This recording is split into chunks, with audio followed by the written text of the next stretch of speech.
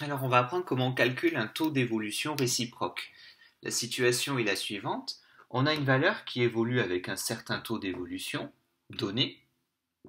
Et nous, ce qui nous intéresse, c'est quel devrait être le taux d'évolution à appliquer à la valeur d'arrivée pour revenir à la valeur de départ. Donc, je vais l'appeler TR pour réciproque. Donc, j'ai un taux d'évolution donné. Et moi, je m'intéresse au taux d'évolution contraire pour revenir à la valeur de départ. Alors, je vais rappeler les formules suivantes. Pour avoir le coefficient multiplicateur, je prends le taux et je fais plus 1. Et donc, pour avoir le taux, je prends le coefficient et je fais moins 1. Ces formules vont nous servir.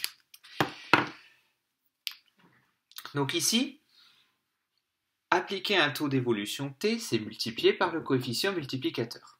Donc le coefficient multiplicateur, c'est 1 plus t. Donc si de là à là, j'ai multiplié par 1 plus t, ça veut dire que de l'autre côté, j'ai divisé par 1 plus t. Donc je fais l'opération réciproque de la multiplication par 1 plus t, c'est la division par 1 plus t. Sauf que diviser par 1 plus t,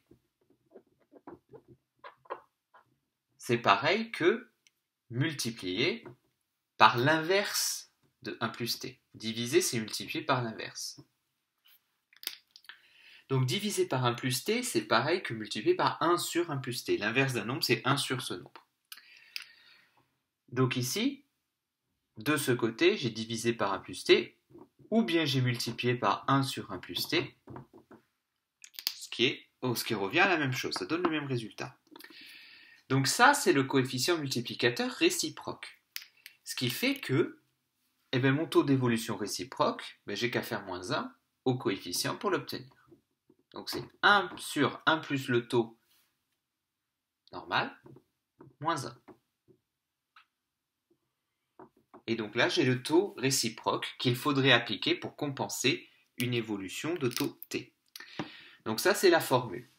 Maintenant, on va appliquer ça sur un exemple. Donc, encore une fois, ce qui nous intéresse, c'est si j'ai une valeur qui augmente ou diminue d'un certain pourcentage, quel est le pourcentage d'augmentation ou de diminution que je devrais appliquer à la valeur d'arrivée pour revenir à la valeur de départ? Alors attention, les pourcentages ne se compensent pas. C'est pas parce que j'ai diminué de 20%, par exemple, que pour revenir à ma valeur de départ, il faut que j'augmente de 20%. Pas du tout. Alors, mettons que nous ayons une valeur, je ne sais pas, un prix par exemple, qui a augmenté de 25%.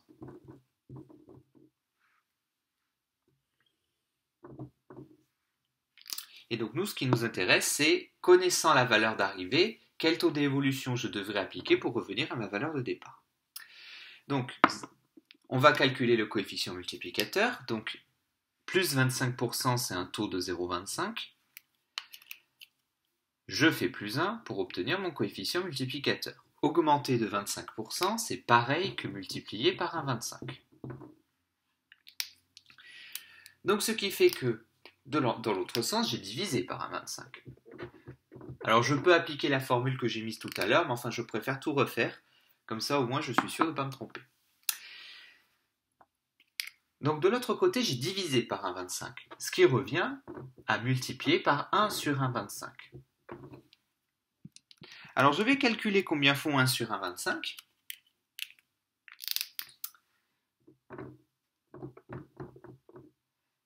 « 1 sur 1,25, ça fait 0,8.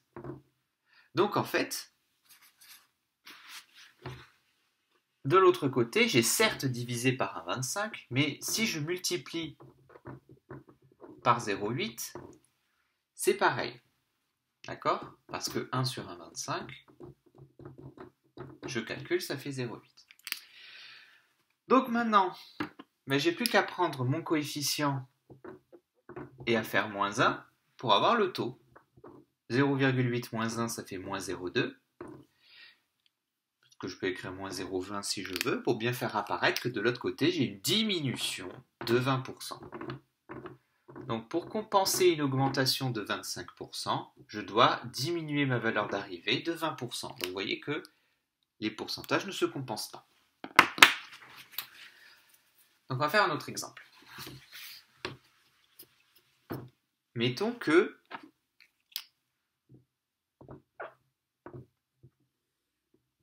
j'ai une valeur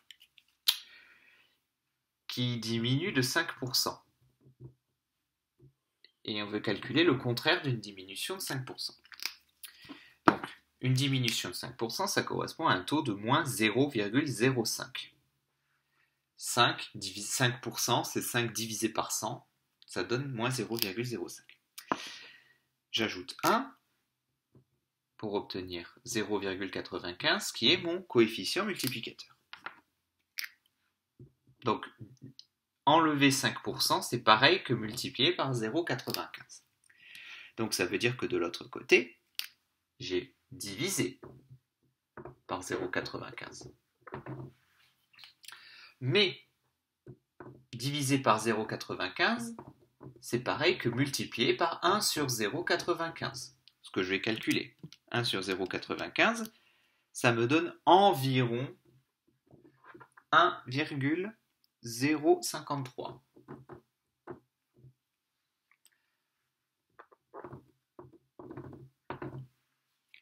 À peu près. Donc je prends mon 1,053 qui est mon coefficient multiplicateur, je fais moins 1. Ce qui donne que l'évolution réciproque, c'est à peu près une augmentation, puisque mon taux est positif, à peu près une augmentation de 5,3%. Donc je remultiplie par 100 ici pour avoir le pourcentage. Donc, pour calculer une évolution réciproque, on repasse toujours par les coefficients multiplicateurs. Donc, je prends le coefficient multiplicateur de l'évolution qu'on me donne, je calcule son inverse, donc 1 sur ce coefficient, et j'ai plus qu'à faire moins 1, et éventuellement fois 100 pour avoir le pourcentage, mais si je fais moins 1 pour avoir le taux d'évolution associé à la réciproque.